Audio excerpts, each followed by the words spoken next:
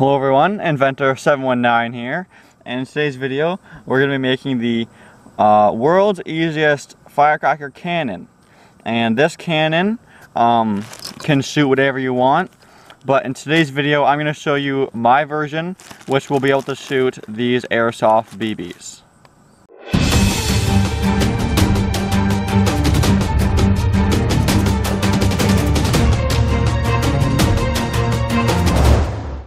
So for this video you will need used bullet casings, airsoft BBs, some alligator clips, a tube from a ballpoint pen, and lastly the firecrackers. And these are of course the ones I got from the UK, France to be specific.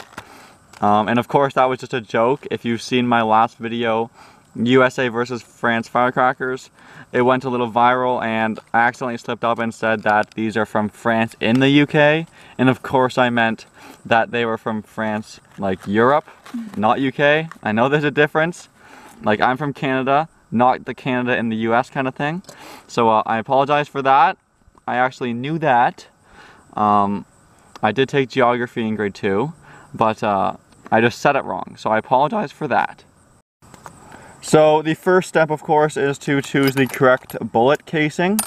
Now I have a whole bunch. These are from a gun range near my house. I'm from Canada, so if you're in the States you can probably just find these like on the sidewalk or something. So anyway, I don't have very many, but we're going to be using a 223 Remington. The reason for that is that the end of the I'm not sure what to call this, like the neck of the cartridge fits perfectly tight seal in this end of the pen.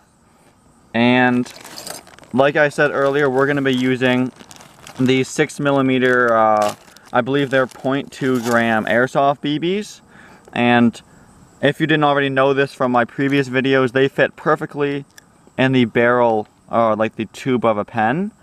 And the 223 Remington, if you converted that to millimeters or whatever, it is less than 6 because it fits perfectly like that.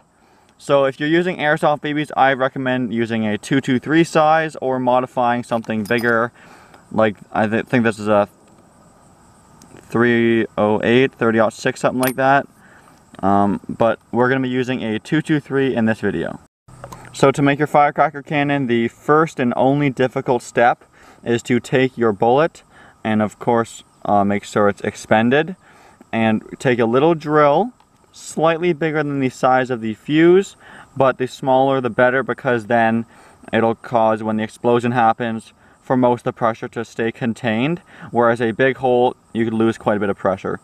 So I'm going to drill probably like a 1/8 or smaller hole right where the primer and the shell used to be.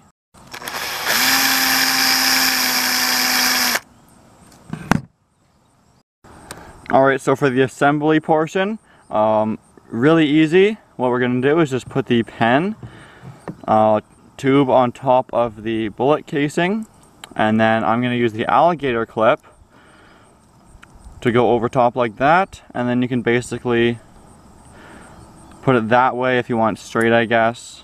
And this alligator clip's kind of flimsy, but you get the idea. Like if you want to shoot up into the air, you can just put the fins out like that and you got yourself a nice little cannon. And so now let's go ahead and load it up and get to some shooting. So the hardest part is probably trying to load the firecracker in, because you drilled a pretty small hole, so getting the fuse to fit in nicely. It's easy from this side of course, but from this side, as you can imagine, it's pretty tough. And the big firecracker doesn't even fit inside. Oh, it just fits inside of the 223. Of course that's the wrong way.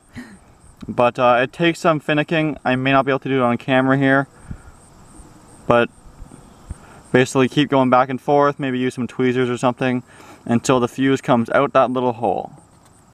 So I tried for about 10 minutes and still couldn't get it. So what we're going to try is using one of the small ones with a really small fuse, which also go in really easily. And then I ripped a fuse out of another firecracker, but you can just buy a fuse if you don't feel like wasting a firecracker.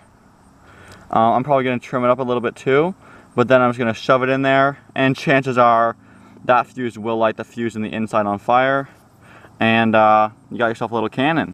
Okay, so here's the testing. I actually managed to thread the firecracker all the way through. Then of course I just put a 6mm BB in the barrel, right there. Just so you believe me, it's not a piece of metal or something, if it actually works really well. And here we go with the testing. Lighting in 3, 2, 1. Run!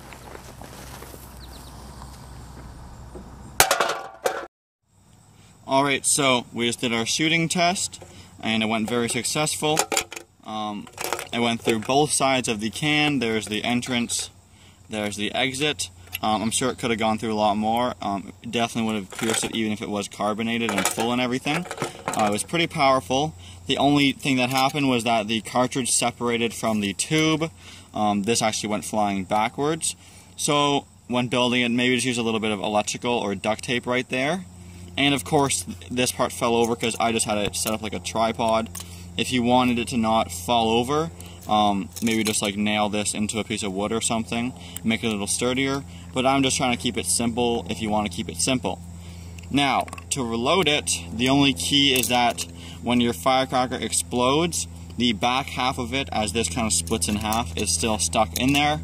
And it's really hard to get out. So just a little trick is to use anything pokey.